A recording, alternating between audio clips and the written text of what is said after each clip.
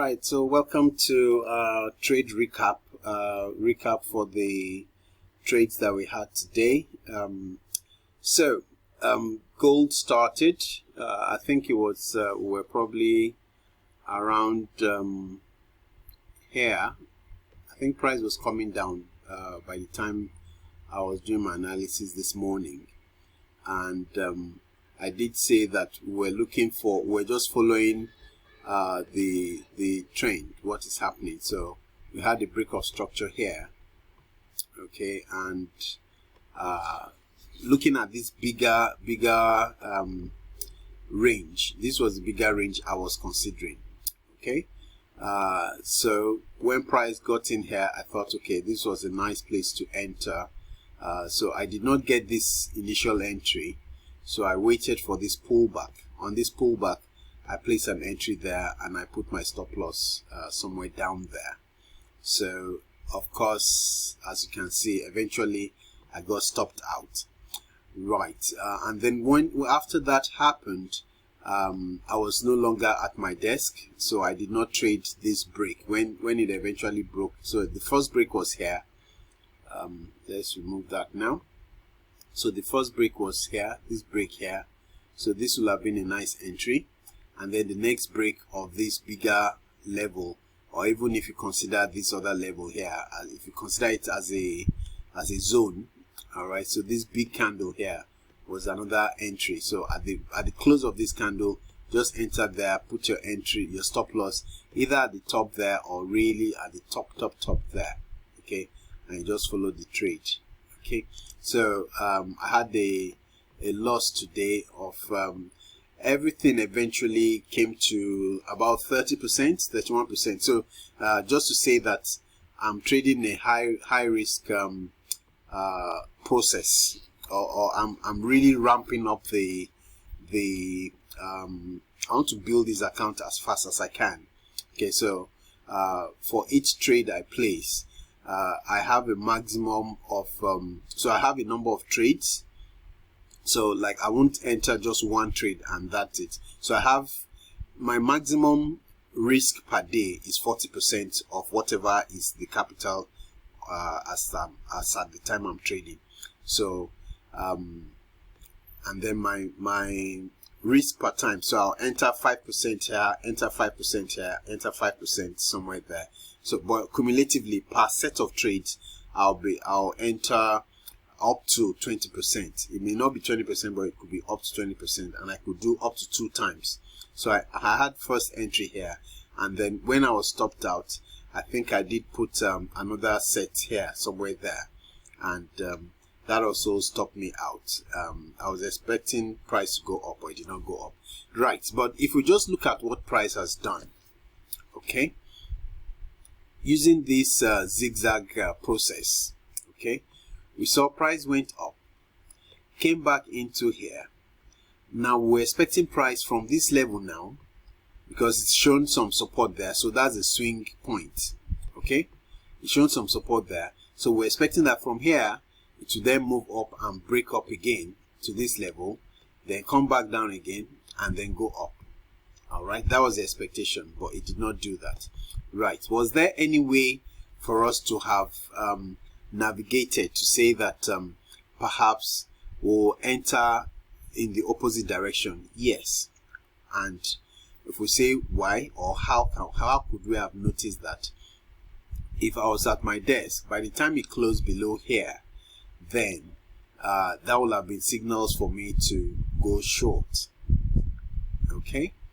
But I was not at my desk, so I missed out on this trade.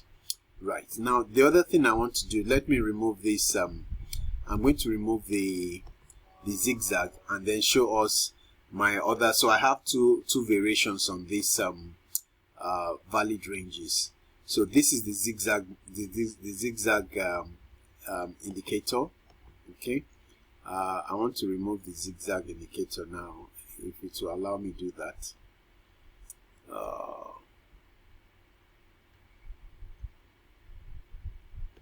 Okay, so I'll remove it and then show us another process, okay. So we're trading mainly on the 15 minutes. We're not going to the higher time frame. We're not going to daily charts of or 4 hours or 1 hour. Well, all the trade analysis is done on the 15 minutes. So we're on the 15 minutes of gold here. We'll go to the pound Aussie shortly. But so you just come to the chart and you start from that day. You don't need to go to what happened the previous day and all that. No, just for your analysis, just start on that day, the Asia. So you start from the Asia session. Okay, so you just on that day, once you get your chart, just look at, because I trade London, so I just look at what is happening on the Asia session. If you are trading New York, you might just look at what's happened in the last session. You don't need to look at the 2 sessions. Just look at the last session before the session you are going to be trading. All right. So on this setup here, we see that market had a high here. It started from here, okay, went up a bit, then came clearly down. All right, and that down move caused a break of this structure here, a break of this level here. So we're bearish here. Okay, and then so this is all during Asia. Now I'm not at my desk. So if we ask what was the last bullish candle that pushed this before this push down happened, that was here. Okay, so we'll mark this level here as our point of the point that shows us that price is turning, or price is going to have a change of trend. Okay, so by the time price then comes up this way, pushes up, tries to push down but does not do that, then it comes here and goes above that level there, that is where we have a trend change. I may just call it a TC.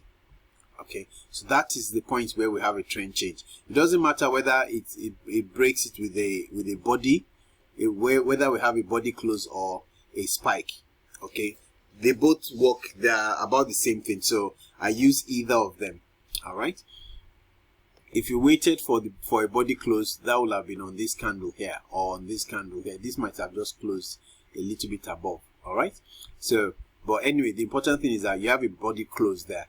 Now by the time you're looking backwards and say that what caused this big push up, the question will be, the answer will be, where is the last bearish candle that occurred before the push up? And that was here. Okay, so your valid range, once you see that price is beginning to push down, your valid range will be, your new valid range will be between this high and the last opposite candle that happened before price started pushing up. All right, so that will be here. All right, so you can see there's a subtle difference now between you know, when we had the zigzag indicator, it came down all the way here and then all the way up. Okay, and that was what I was following, looking for price from here to go up. Right, but on this valid range, because I'll be mixing the two together, on this valid range setup, our trend change happens here, trend change to the downside. So what we would have done, because I was totally blindsided by this, I did not even see this, I did not see it as at when I was at the charts. Okay, I didn't see it at all, so I was blindsided by that. So I'll take note of that for next time. Okay, so price then went up. So what will have happened was that on the break of this level here, which causes a trend change, okay, all I'll just look for now is for a pullback to then go short, and in this case this is what happened. All right, I'll show us one other so actually here, this is the ideal thing that just happened. Just pull back in there, then you look for, so your stop loss will be above this level here, so you just enter, and if you use other indicators like a Fibonacci and co, you'll just see that this will have just worked out very nicely, and you'll have had a very nice trade. Maybe you'll have initially lost on the buy, but on the sell you'll have entered. Okay, so that's on gold. So that's the lesson. The lesson here is that moving forward, we're going to combine both the zigzag indicator and the valid range, but we'll use our valid range calculations or valid range concepts that would have a higher value compared to the zigzag. Okay, so for instance, we'll have taken this short from here, and then we'll just wait for this pullback and then enter this level here. So now it's price market, the New York session is about to close, and then Asia will start. So let's look at what happened on pound Aussie. So pound Aussie, a similar thing. We had massive move up today. So it started, you can see it very nicely even on the zigzag. Started from somewhere here, went up, came down, very nice area. So if you are trading Asia, this was a very nice move for you. All right, it's showing a low there, higher low, sorry, higher high, or a high, lower high, higher low, higher high, higher low, and then from here, so your next point of call is this level here. So if you say what caused this break here, is this level here, okay? And then the next one, you see these candles that move down here, so that caused another change there, okay, a break of structure, and then so that will be your level, and then price went all the way up, right? So let me cancel that now. So price went all the way up to this level, and by when it came in here, I think I got to the charts when it was around here, and I did mark this level, this zone here. Let me use this now. So I marked this zone here as my point of for trend change. So noting that if price closes below that level, then we'll be going short. Okay, so I was waiting for price. So all this, I did not trade on pound Aussie at all, because I was concentrating on gold. But so pound Aussie did not give me a nice setup. Okay, so it went all the way up, then meandered down. So eventually it broke. And if you were trading during the New York session, so remember I said I was not around from once my once this it was about noon or so, London session, I just closed my trades for that day. I didn't trade again. So if you are trading the New York session, so perhaps you might have gotten this entry here. It's not gone too far. Okay, so you may probably be at break even now. All right, so but let me show us another variation to how I could trade this. So let me remove the zigzag. Okay, so the other way we could have traded this is to say that yes, price broke structure there, and this is indeed where we were expecting price to come, that it will indicate to us that price was changing direction. Now the other way you could do is what we call market structure shift. Now market structure shift occurs when price does move up, like it's done here, comes back down, creates a swing low. So this is in an uptrend. It creates a swing low, but that swing low, once it starts moving up, does not take out that initial high. Okay, so as in this case now, it comes up, it did not take out this initial high that happened here, but came back down and took this swing low here. So that is that's what I call a market structure shift, right? So let me draw it for us here. So in an uptrend, we have something like this. So once price takes this high, it then comes back down. It doesn't take this low out. Then on its movement up here, it does not take this high out, but rather comes back down to take this low out. So once it takes this low out, that is a market structure shift. So all we just look for now is for a price to move back down, move back up, and for us to go, at least our first target to be down here, next target to be down there. All right. So so that is what happened here. So price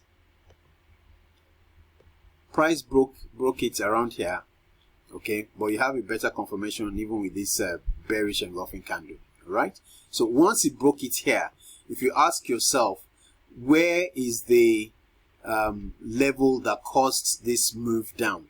Okay, the first one will be here. That's just here. The next one is up here. Okay, pardon my drawing. So third time was a lucky charm. Okay, so so all you just then need to do is to take to wait for price to pull back in. If you enter, so you could either put your stop loss up here or put your stop loss safely at this highs here, and then you're looking for the target to be, the first target to be down there and the next target to be down there, and that will have just worked out very nicely. So moving forward, we're going to be implementing these concepts, and we'll look at how they play out. All right, we'll be using market structure shift. We'll be using, so that's MSS, market structure shift. We'll be using market structure shift. We'll be using valid ranges, right? And then we'll be using the zigzag. So I'll just call it, oh, let me draw it properly here now. The zigzag. So let me just draw it as Z. So we'll be using the zigzag. All right, and within this big three concepts, we'll be using engulfing candles, dojis, and spinning and kangaroo tail. So this is a nice kangaroo tail, by the way.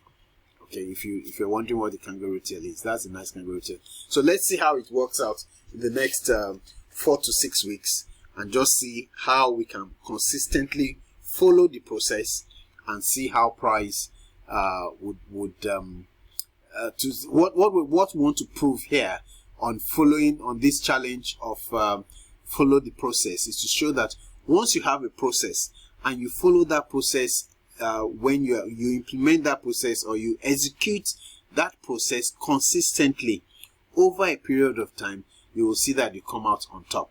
All right, and mind you, I did say that this, I'm not trading, I'm not taking the risk I'm taking per trade is a big one. So I'm willing to risk per day up to 40% of the account.